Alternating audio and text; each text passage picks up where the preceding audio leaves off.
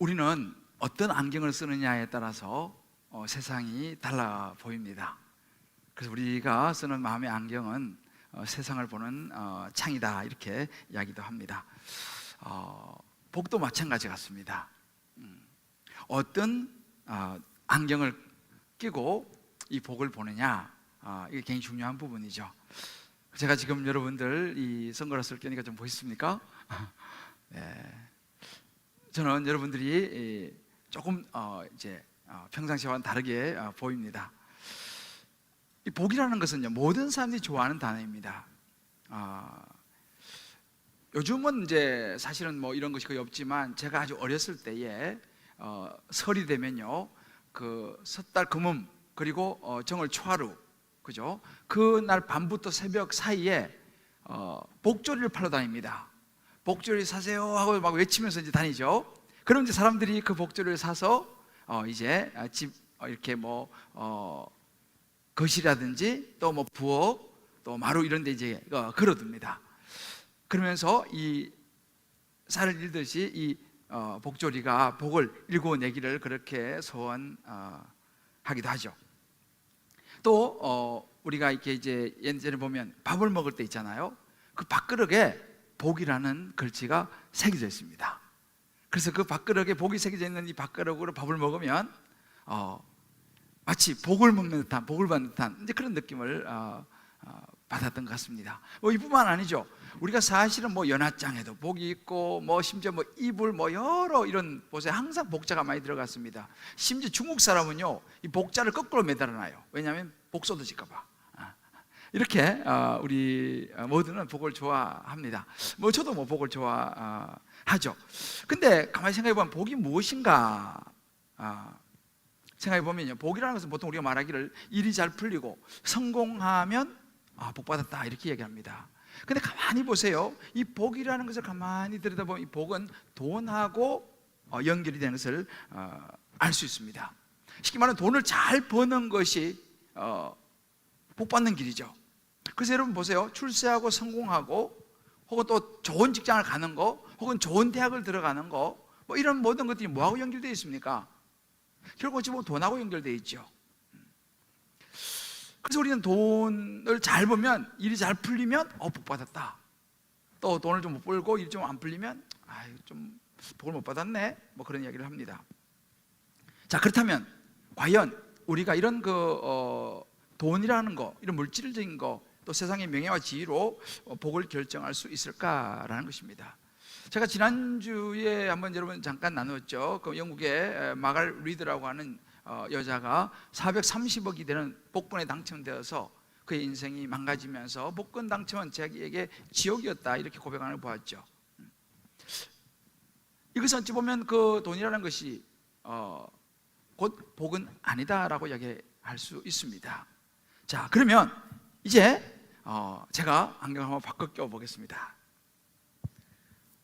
이제 좀 잘 보입니다. 여러분, 성경이 말하는 복은요, 좀 다릅니다. 우리가 성경이 말하는 안경을 끼고 복을 보면요, 시편 1편이 이렇게 말합니다.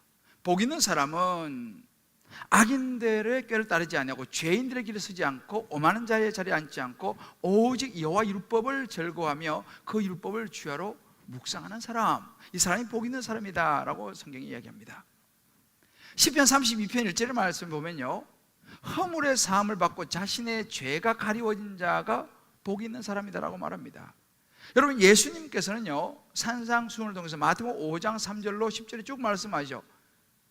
심령이 가난한 자, 마음이 가난한 자가 복이 있다, 이렇게 말합니다. 애통하는 자, 온유한 자, 의에 줄이고 목마른 자, 마음이 청결한 자, 이런 사람이 복이 있다라고 예수님께서 말씀하십니다. 자, 그렇다면 여러분, 무엇이 옳은 복입니까? 감옥에서 지금 바울이 이 에베소 성도들과 이 소아시아에 있는 성도들에게 지금 편지를 쓰고 있습니다. 그 성도들은 그 당시 살아가는 삶이 만만치 않았습니다.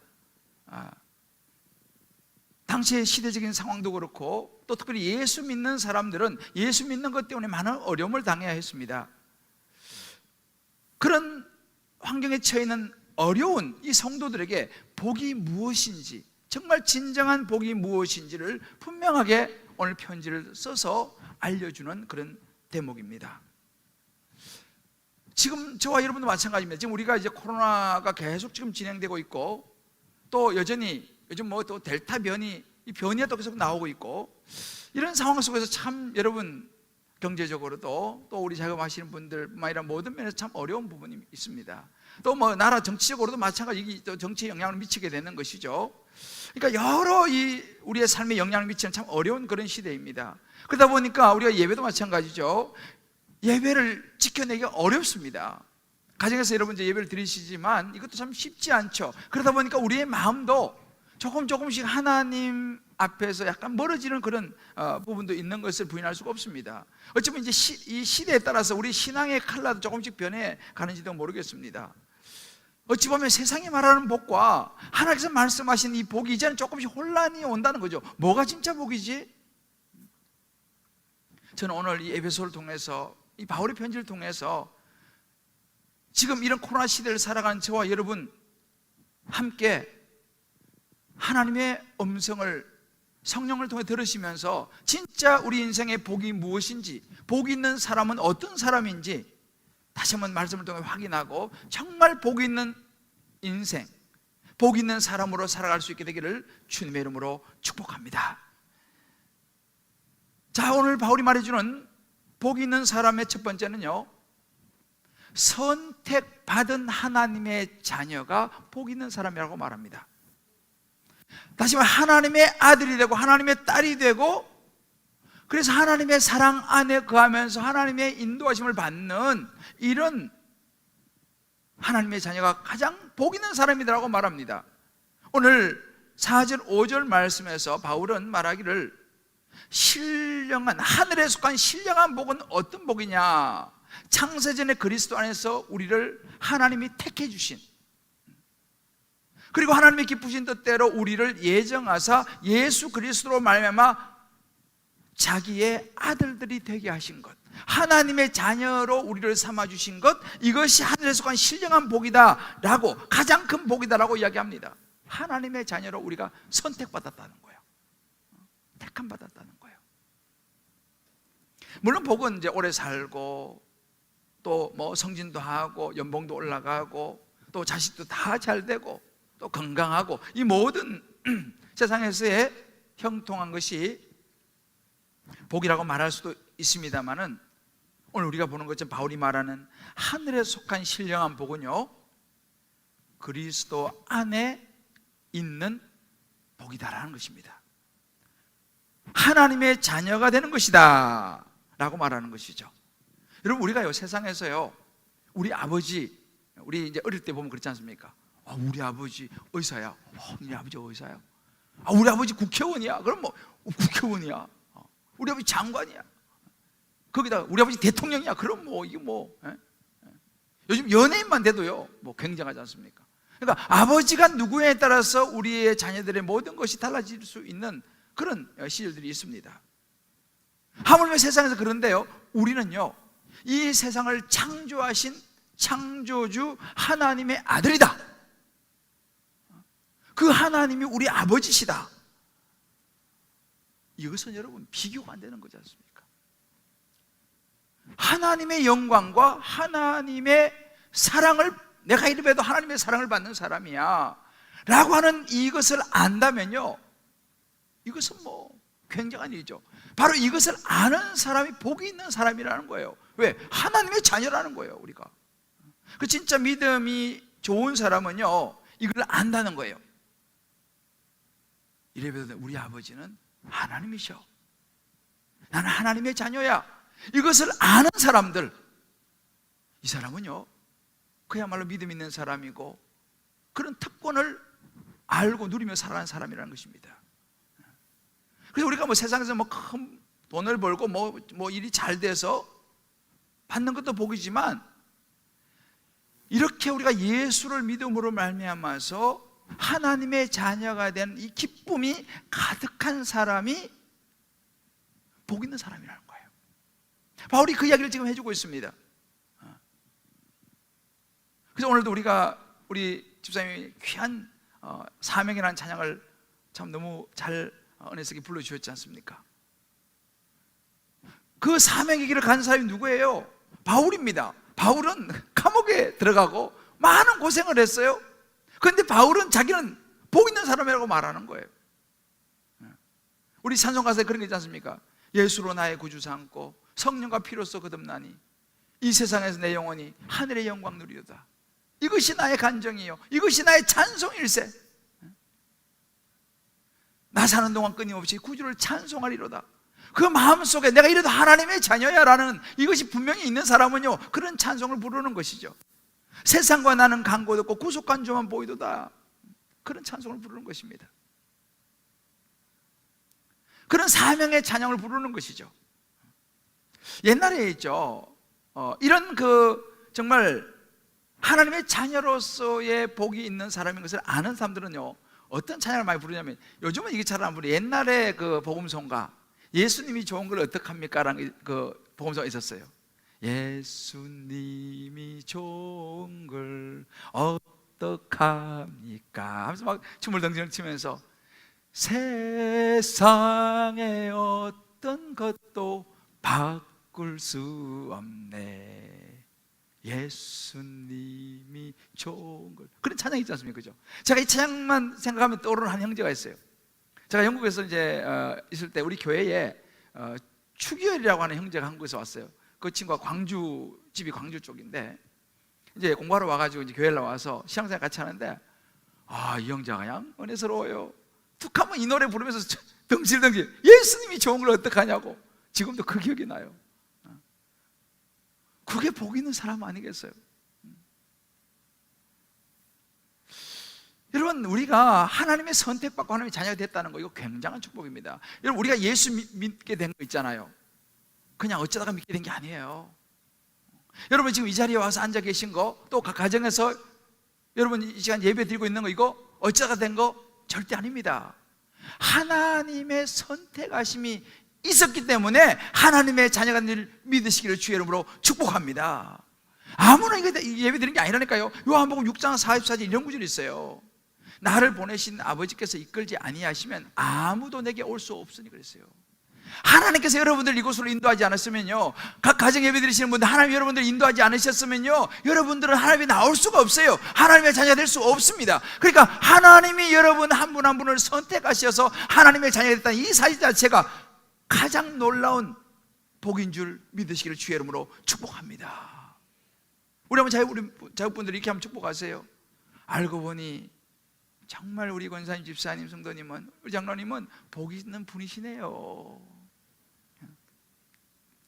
하나님의 선택을 받아가 이 자리에 계신 거라니까요. 이 자체가 놀라운 축복이에요. 아멘입니까? 여러분, 요즘은요, 이 건강한 인격, 굉장히 중요한 그런 시대가 되고 있습니다. 인격에 대한 이 부분이 굉장히 대두되고 있는 시대인데, 왜냐하면 갈수록 병든 인격을 가진 사람들이 이제 사회에 조금씩 늘어나면서 사회에 가슴 아픈 일이 굉장히 많이 생기고 있어요. 그러니까 이게 우리의 인격이 좀 병들게 되면, 우리 마음이 병들게 되면요, 대인관계라든지 이 사회생활이 좀 서툴러요. 자꾸 충돌이 일어나요. 거기서 또 이 분노를 폭발시켜요. 그러다 보니까 마음이 건강하지 못하고 인격이 건강하지 못하면서 가정에서도 가정폭력이 일어나고요, 뭐 성폭력이 일어나고요, 또 뭐 이 알코올 중독이 일어나고, 심지어 또는 어떤 건강 염려증도 생기고, 이런 많은 이런 그 현상들이 생겨납니다. 그래서 이런 것이 생겨나면 이 피해를 누가 보느냐면 주변에 있는 불특정 다수들에게 상당히 피해를 줍니다. 그 요즘 우리가 뭐 사이코패스 이런 용어도 많이 이제 등장하지 않습니까? 근데 통계를 보니까요, 실제로 중범죄자의 50% 이상이 반사회성 인격 장애라고 합니다. 그런 용어를 쓰더라고요. 반사회성 인격 장애.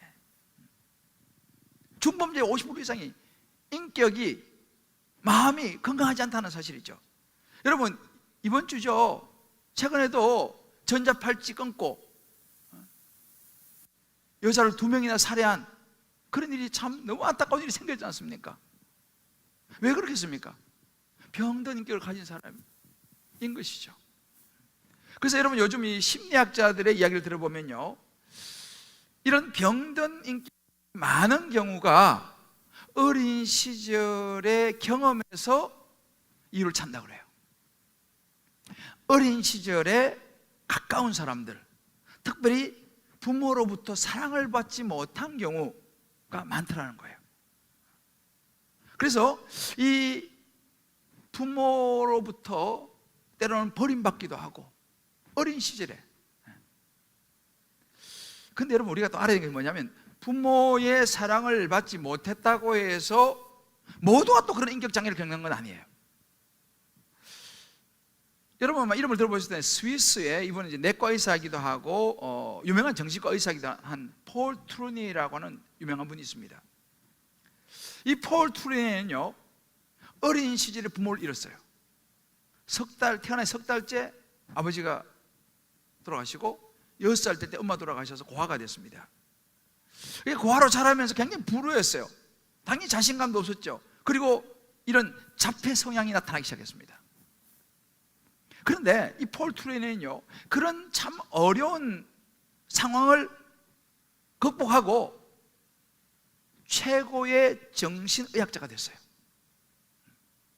이 폴 트루니, 그럼 어떻게 그게 가능했냐? 이 폴 트루니가 쓴 고통보다 깊은이라고 하는 그 책에 보게 되면 이런 이야기를 합니다. 내 운명을 바꾸고 고아라는 불리한 조건에서 해방해 준 것은 나를 입양한 가정과 그리고 나에게 그리스를 가르쳐준 선생님, 친구들, 그분들의 인격적인 사랑이었습니다. 근데 여기서 중요한 이야기를 해요. 이 모든 것에서 나는 하나님의 은혜를 입었습니다.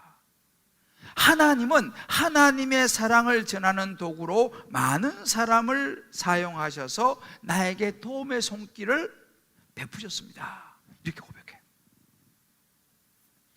여러분, 이것이 바로 하나님의 자녀됨의 축복인 거예요.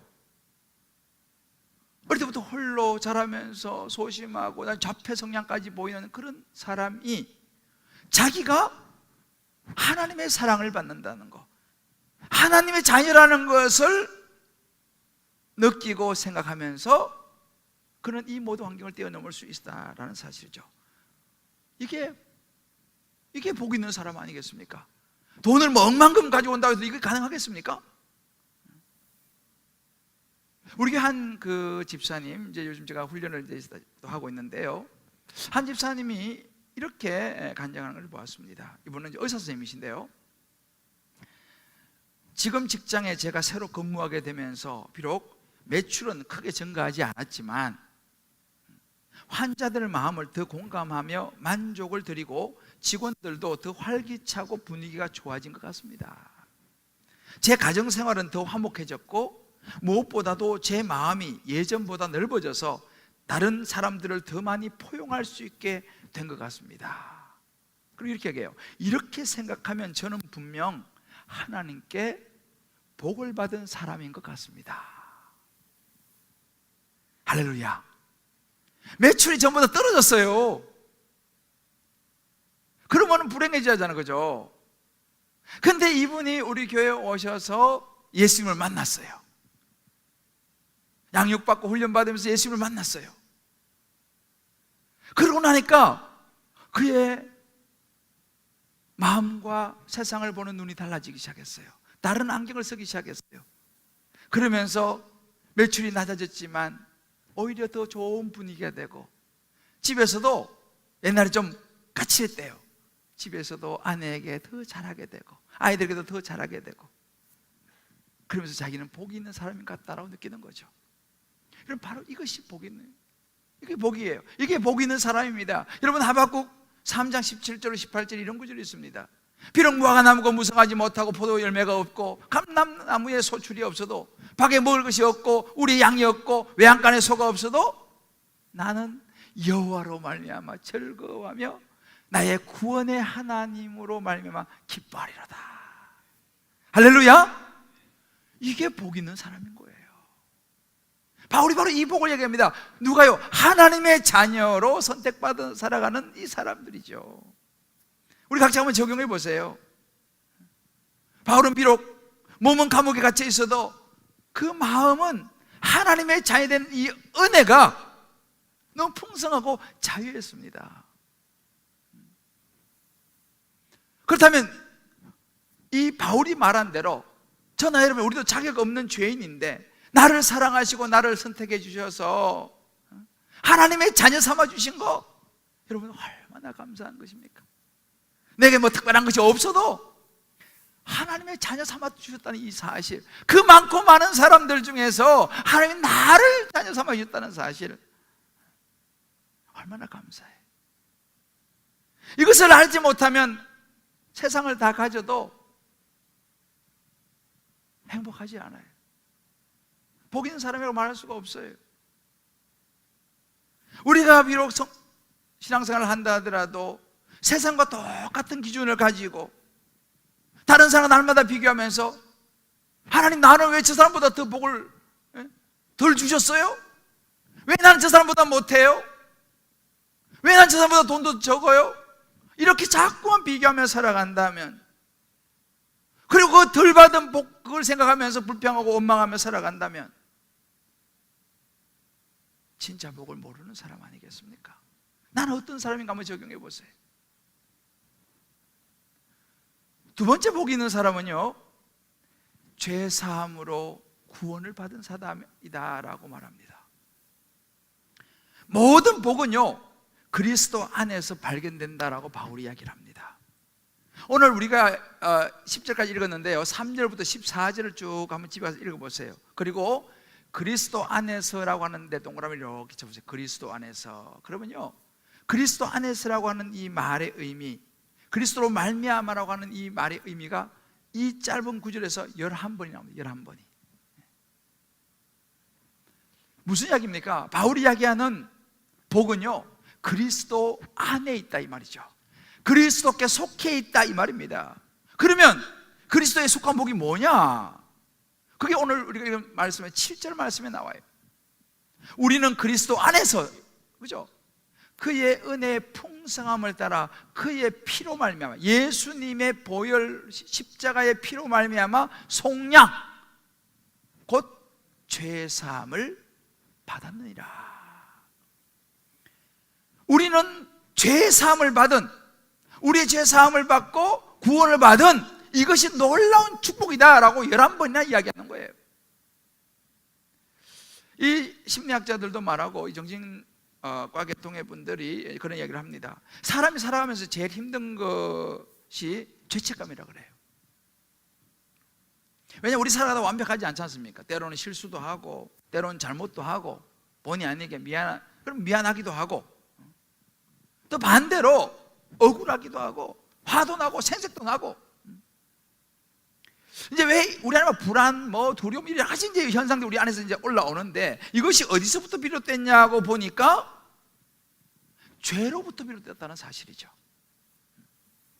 그래서 우리가 인간이요, 우리 안에 있는 이 태어나면서부터 우리 안에 있는 이 죄, 이 욕심, 이런 것들로 비롯한 많은 일들로 인해서 우리는 살아가면서 괴롭기도 하고, 그 죄로 인해서 죽음도 오고 질병도 걸리고 때로는 절망도 하고 또 뭐 시기도 하고 질투도 하고 막 이런 많은 일들이, 그런 마음들이 우리 안에 끊임없이 일어난다는 것입니다. 그러니까 우리 인생을 보면요, 그런 여러 가지 죄로 인한 감정들에 시달리다가 어느 순간이 되면 죽는다는 거예요. 로마서 6장 23절 이렇게 말합니다. 왜 그러면 그런 일이 일어나냐? 죄의 싹은 사망이라는 거예요. 그런 모든 일이 일어나는 출발점에는 죄가 있고, 결국 죽는 거 왜 죽습니까? 그 죄의 결과로 우리는 죽는다 라는 거예요. 그러니까 사실은 사람들이 예수를 믿든 안 믿든 이 죄로 인하여 인생에 여러 가지 많은 어려움을 겪는데, 그러니까 그 마음속에 자기는 알지 못하지만 죽고 난 이후에 죄의 싹은 사망이에요. 죽음이에요. 죽으면 심판이 있어요. 그러니까 우리 영이 아는 거예요. 죽으면 이제 난 죽는다, 죽으면 심판이 있다. 예수를 믿든 안 믿든 우리 영이 알아요. 우리 영적인 동물이기 때문에. 그러니까 그 마음에 그 죄의 문제를 해결하지 않고는 왠지 모르게 눌리고 두렵고 이런 것이 많이 있다는 거예요. 그래서 요즘 세상 사람 엘리베이터 타보세요. 사자 없이 F지, F. 왜 사자? 죽을 사자 싫어하는 거예요.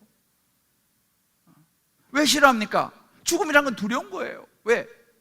죽음 이후에 올 심판이 내 영이 알고 있어요. 이게 두려운 것이죠. 그래서 우리가 진정한 기쁨을 못 누린다는 사실입니다. 물론 우리는 잠시 잊어버리고 재밌게 살 수는 있어요. 맛있는 거 먹을 때 다 잊어버리잖아요, 그렇죠? 아니면 무슨 좋은 어떤 것을 볼 때, 때로 돈이 많이 생길 때, 막 승진하고 연봉이 올라가고 대학에 합격하고 회사 취직하고 막 승진하고 이제 이런 좋은 일이 있을 때는 잠시 잊어버립니다. 또 여행 같은 거 해보면요, 얼마나 좋은 풍경이 많습니까? 야, 진짜 멋있다. 내가 이거 못 보고 죽었으면 어떡할 뻔했나. 막 사진 찍고 막 그냥 좋아합니다. 근데 있잖아요, 제가 한 형제가 그런 얘기를 하더라고요. 자기 2년 한 반 정도 여행을 했대요. 그러면서 정말 인생에 좋은 경험을 되게 많이 했다는 거예요. 그리고 좋은 그런 추억도 쌓고. 그런데 한 2년 반 정도 여행하고 보니까 좋았다는 그 경험만 남더라는 거예요. 그 이상도 그 이하도 없더라는 거예요. 아, 좋았다. 그때 참 좋았지. 그거더라는 거예요. 영원하지 않더라는 것입니다. 우리가 여러분 좋은 데 사진 찍잖아요. 저도 사진 찍기를 좋아합니다. 근데 여러분 어디 가서 사진 부지런히 찍잖아요. 그죠? 근데 집에 와서 그거 봅니까? 물론 보시는 분도 있지만은 찍을 때 그 기쁨인 거예요. 포즈 이렇게 잡고 막 찍는데 정작 집에 와가지고 바빠가지고 볼 시간이 없어, 그 사진을. 저만 그런가요? 물론 그 순간에는 기쁘고 즐거우고 좋습니다. 우리가 넓은 평수로 이사 가잖아요. 그 기쁨이 얼마나 갑니까? 1년, 2년, 3년 갑니까? 처음에 너무 좋죠. 와, 너무 좋다. 근데 좀 시간이 지나면요, 그냥 무뎌져 버려요. 그 다음 더 큰 평수 보이는 거예요. 무슨 이야기입니까? 우리가 세상에서 누리는 것은요, 결국 만족이 없어요. 끝이 없어요. 그래서 우리 찬양조 그런 찬양이 있지 않습니까? 사람을 보며 세상을 볼 땐 만족함이 없었네. 나의 하나님 그분을 뵐 때 나는 만족하겠네. 동남풍아 불어라. 그죠? 세상을 보며 사람을 볼 때 만족함이 없다는 거예요. 그 말 진짜 맞는 것 같아요. 자, 그러면 진정한 우리 안의 기쁨이 어디서 오느냐라는 거예요. 그런 잠시 기쁘고 좋고 한 그것은 영원하지 않지만, 진정한 우리의 기쁨이라는 것은 내 안에 있는 죄의 문제를 해결받은 우리 존재 근원에서 나온다는 사실입니다. 내 영혼이 기뻐야 진짜 기쁘다는 거예요. 정말 내가 예수님으로 인해서 구원받은 이 기쁨이 있다면, 내가 죄사함 받고 구원받은 이 기쁨이 있으면요, 우리의 환경, 우리의 상황, 돈이 좀 없어도, 좀 일이 좀 안 돼도, 때로는 또 병에 좀 걸리기도 하더라도, 심지어 죽음도 그 기쁨을 막을 수가 없는 거예요. 지금 사도 바울 보십시오. 감옥에 앉아가지고 찬송하리로다 그러잖아요. 누가 이 기쁨을 막을 수가 있어요? 이 구원의 기쁨을 막을 수가 없어요. 이게 복이 있는 사람이에요. 시편 32편 1절에 이렇게 말씀하십니다. 허물의 사함을 받고 자신의 죄가 가리워진 사람이 복이 있다. 여러분, 사람들은 다 허물이 있고 죄가 많은데, 그 허물을 가림을 받고 그 죄가 용서를 받을 수 있다면 이보다 더 큰 축복이 더 있겠습니까?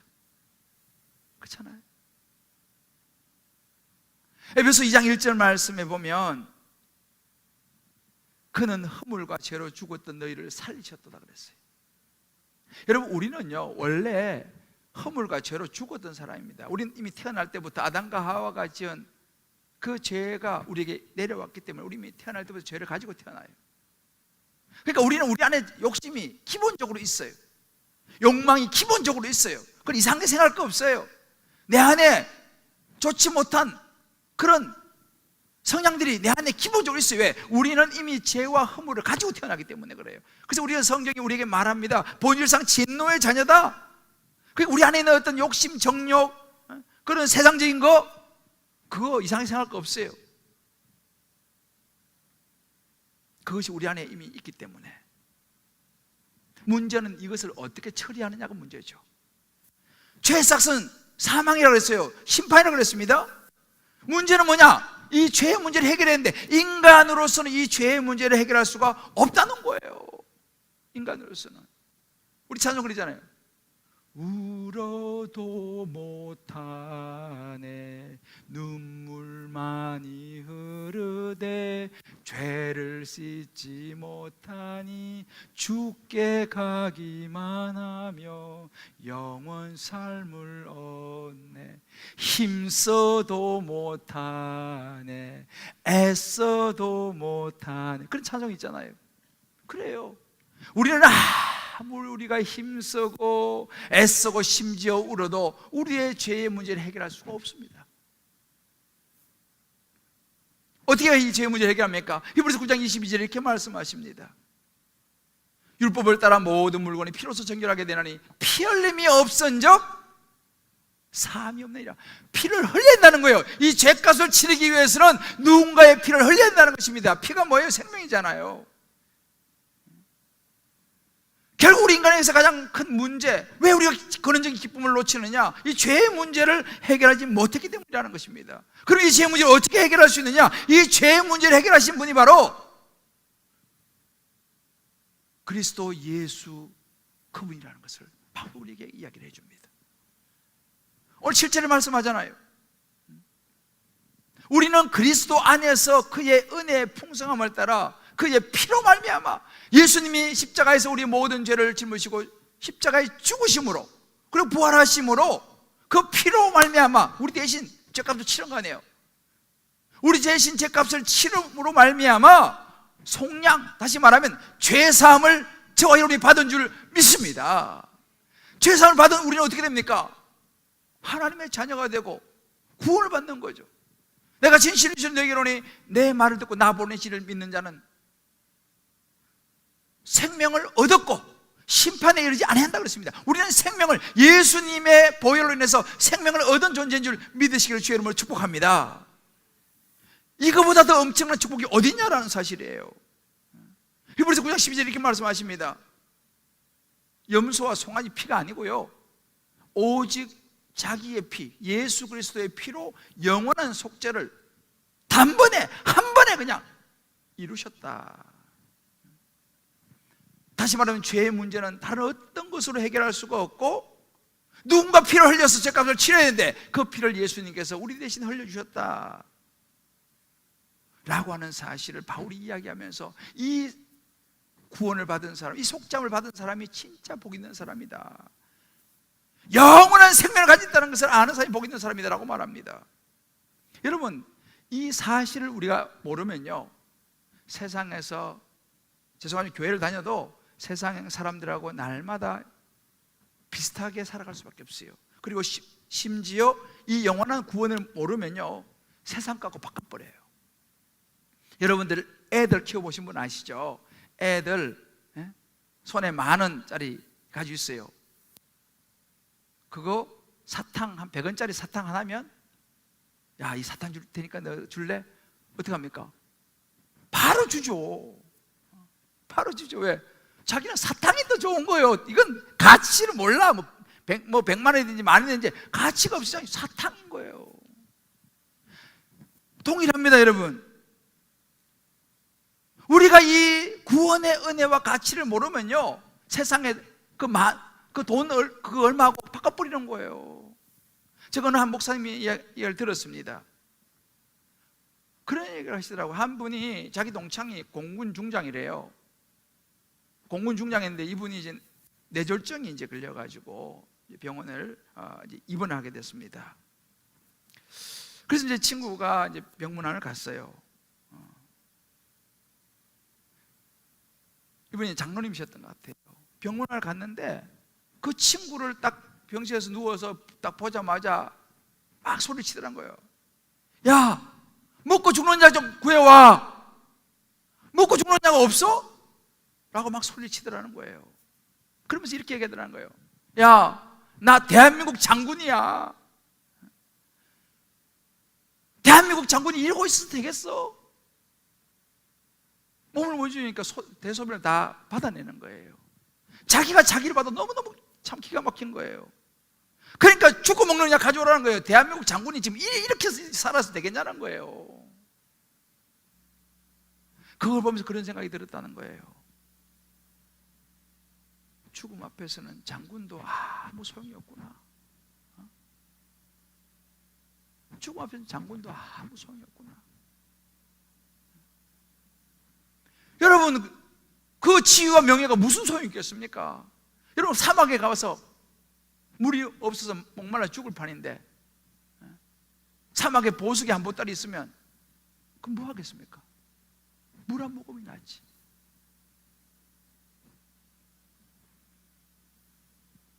우리 인생이 그렇습니다. 세상이 말하는 복 아무리 많이 가지고 있어도 이 땅에 떠날 때 아무런 의미가 없어요. 우리가 이 땅을 떠날 때 우리가 가야 할 영원한 천국 들어갈 자격 없습니다. 그거 가지고 안 됩니다. 속죄함을 받은 예수 그리스도를 믿음으로 하며 내 죄가 사함 받은 그 사람만 영원한 천국에 들어갈 수 있는 자격이 있다는 사실을 믿으시길 바랍니다. 그런 자격을 저와 여러분이 받았다는 거 아니에요. 이게 진짜 복이 거예요, 여러분. 이거보다 더 큰 복이 어디 있어요? 속죄함 받은 거, 구원 받은 거. 그래서 여러분, 예수 믿는 사람은요, 요한계시록 14장 13절 이렇게 말합니다. 주 안에서 죽는 자들이 복이 있다고 그랬어요. 우리가 이렇게 속죄함 받고 예수 믿는 구원 받은 사람은요, 죽는 것도 복이 있다는 거예요. 할렐루야. 여러분, 세상에 우리가 말하는 그 복요, 아무리 누려봐야 100년도 못 누려요. 아무 가져갈 수 없어요. 그러나 우리 예수 믿음으로 구속함을 받아서 구원받은 이것은요, 영원한 생명인 줄 믿으시길 주여로 축복합니다. 그 천국을 소유할 수 있는 그 은혜의 자리 어디입니까? 바울이 지금, 그래서 오늘 구절을 보면 이렇게 말하는 거예요. 그 뜻의 비밀을 우리에게 알려진 것이다. 그 비밀이라는 거예요. 이런 복이 있는데 이거 비밀이에요. 세상 사람이 잘 모르니까. 그 비밀이 뭐예요? 예수 그리스도를 믿음으로 영원한 구원을 얻는 것, 생명을 얻는 것, 이게 복음이라는 사실이죠. 그러니 그 예수를 마음속에 모시고 영원한 생명을 소유하고 살아가는 사람이 진짜 복 있는 사람인 줄 믿습니다.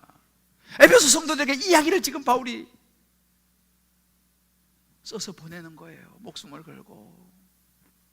각자 여러분 적용해 보세요. 저와 여러분이 예수 믿고 믿음으로 정말 내가 제사함 받은 은혜를 내가 얻고 영원한 천국을 사모하고 기대하며 살아가고 있습니까? 아니면 아직도 세상이 말하는 어떤 현세적인 그저 잘되고 그냥 많이 가지고 그저 교회에 나와서 마음 좀 평안해지는 거, 그 정도 복을 추구하고 있습니까? 분명해서 뭐냐? 우리가 아무리 성경 지식이 많아도, 아무리 돈이 많아도 그걸로는 천국 갈 수 없어요. 예수 그리스도 그분을, 나를 십자가에 죽으시고 부활하신 예수님을 내 마음에 모실 때에 우리는 구원이라고 하는 놀라운 복의 주인공이 될 줄 믿습니다. 사랑하는 성도 여러분, 베드로 사도는요, 베드로전서 1장 9절에 이렇게 말합니다. 믿음의 결국 곧 영혼 구원을 받음이라고 했어요. 아멘. 여러분, 믿음의 결론이 뭔지 아세요? 영혼 구원 받는 거예요. 아멘. 여러분, 그런 경험 있으세요? 예수님 영접하고 예수 믿고, 야, 나 이제 천국 갈 수 있겠구나, 내 죄가 다 사함 받았구나, 할렐루야, 주님 감사합니다, 그랬던 기억이 여러분 있으세요? 저는 훈련하며 감사한 게 중에 뭐냐면요, 이런 고백들을 듣는 것이 제게 너무 큰 행복이에요. 우리 교회 와서 훈련받으면 예수님 영접하면서요, 그 죄 사함을 받았다는 것을 자기 자신이 스스로가 확인할 때, 깨달을 때 여러 은혜가 임하는 걸 저는 많이 보았습니다. 이것이 복 있는 거예요. 아멘. 할렐루야. 아멘. 예수님 영접하고 우리 영혼이 구원을 받게 되는 것, 이것이 축복입니다. 세상에 생명의 은행보다 더 큰 축복이 어디 있겠습니까? 그러니까 바울이요, 감옥에서요, 지금 어디 죽을지도 모르는데 감옥에 앉아서 찬송하리로다 그런 거예요. 이 복을 받았다는 것을 자기가 알기 때문에. 저와 여러분에도 오늘 이 시간 이 복이 마음에 확인되어지시기를 주의 이름으로 축복합니다. 아멘. 정말 복 있는 사람은요, 하나님의 자녀로 살아가는 사람이에요. 아멘. 내가 하나님의 자녀가 됐다는, 선택받았다는 것을 아는 사람이고, 죄사함을 받아서 내가 구원을 받은 하나님의 자녀, 영원한 생명이 있다는 것을 아는 사람이 복이 있는 사람입니다. 제가 이 시간 우리 찬양 하나 부르려고 하는데요, 이 찬양은요, 제가 굉장히 좋아하는 찬양이고, 제 집사람이 나한테 내가 죽으면 이 찬송 꼭 불러달라고 한 찬송이, 이 찬송. 자기 죽으면 이 찬송 불러달래요. 속죄하신 구세주를 내가 찬송하리라. 이 찬송가 298장인데요, 속죄하신 구세주를 내가 찬송하리라. 내게 자유 주시려고 주가 고난당했네. 내가 구원받은 증거 기뻐 전파하리라. 내 죄 모두 담당하신 주의 사랑 크셔라. 크신 사랑 찬양하리. 나의 죄 사하려고 십자가에 죽임당한 나의 주 찬양하리. 정말 가사가 너무너무 귀해요. 승리하신 구세주를 내가 찬송하리라. 죄와 죽음 지옥 권세 모두 이기시라. 우리 가사 생각하면서 이 찬양 같이 한번 부르고 같이 한번 기도했으면 좋겠습니다.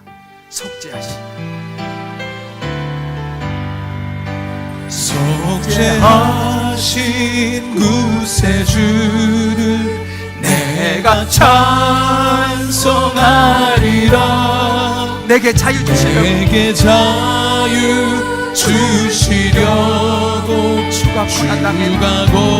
바울의 고백이요, 복 있는 사람이 내가 받은 증거 기뻐 전파하리라. 내가 예수 믿고 하나님의 자녀가 되었다는 거예요.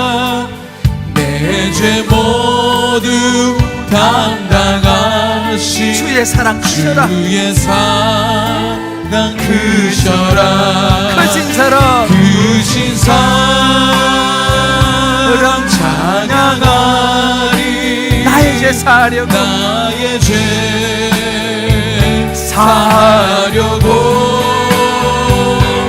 십자가에 죽임당한 나의 주 찬양하리. 승리하신 구세주, 승리하신 구세주를 내가 찬양하리라. 내가 찬송하리라. 바울의 고백이요, 죄와 주 복 있는 사람의 고백입니다.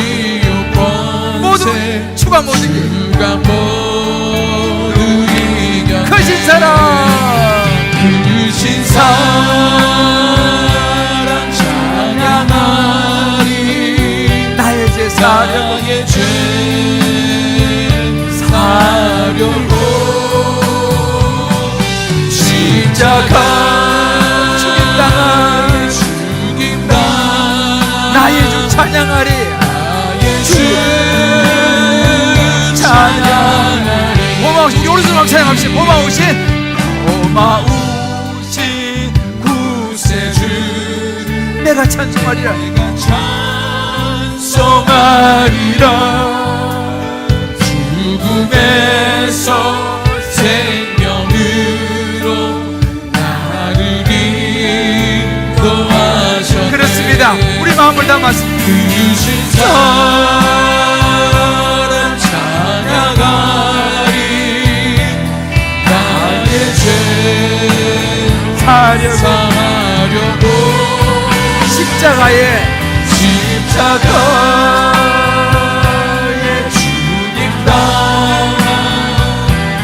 나의 죄 찬양하리. 여러분, 이 감격이 있습니까? 예수님 생각하면서 이런 마음의 기쁨이 있습니까? 아멘. 이게 예수 믿는 거예요. 아멘. 이게 예수 믿는 거예요. 죄송하지만 교회 왔다 갔다 하는 것도 중요하지만, 그래 맞아, 속죄하신 구세주를 내가 찬양하리라. 아멘. 주님, 제가 이렇게 살지만 주님 곁에 가는 그날 모든 짐을 벗어버리고 주님께 갈 수 있겠지요. 제가 말씀드렸잖아요. 우리 집사람이 자기 죽으면 꼭 이 찬송 불러달래요. 처음에 아이고 뭐 그런 소리 하냐 그랬는데, 주님을 향한 마음이 확실한 것이 너무 기뻤어요. 여보, 나 죽으면 내 옆에서 많이 울어줘. 그게 아니고 내가 구원받은 증거 기뻐 전파하리라. 내 죄 모두 담당하신 주의 사랑 크시라. 이 찬송을 불러달라는 거예요. 천국의 소망인 줄 믿습니다. 아멘. 저와 여러분의 마음속에 이 속죄하신 구세주 예수 그리스도 그분으로 인하여 내 삶이 기뻐지고 내 삶의 의미가 되고 내 목적이 이끌어가는 인생이 되시기를 주의 이름으로 축복합니다. 아멘. 우리 한번 이 시간 중에 눈을 감고 기도합시다. 하나님 아버지, 예수 그리스도가 내 마음의 증거가 되게 해주시고, 예수 그리스도 주님이 내 기쁨이 되시고 복의 근원 되어 주옵소서. 아멘. 내가 하나님의 자녀 선택받은 이 자체가 주의 내가 참으로 복 있는 것을 알았습니다. 아멘. 그 예수님 붙들고 내가 살아가겠습니다. 아멘. 십자가 붙들고 살아가겠습니다. 아멘. 십자가 하나님 나라가 내 인생의 목적이 되게 하여 주옵소서. 아멘. 우리 한번 주여 외치고 기도하겠습니다. 주여 그 신사 하나님 아버지, 하나님 아버지, 나의 죄 하나님 아버지, 하나님 아버지,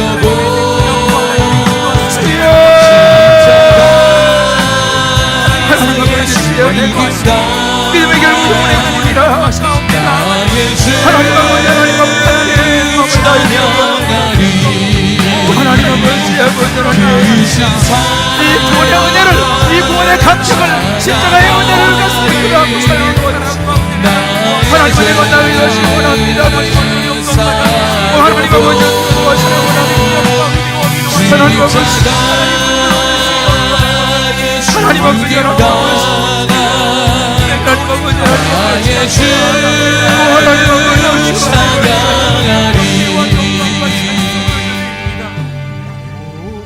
고마우신 구세주를 내가 찬송하리라. 죽음에서 생명으로 나를 인도하셨네. 주님, 크신 사랑 찬양하리. 나의 죄 사하려고 주님 그랬습니다. 십자가에 죽임당한 나의 주 찬양하리.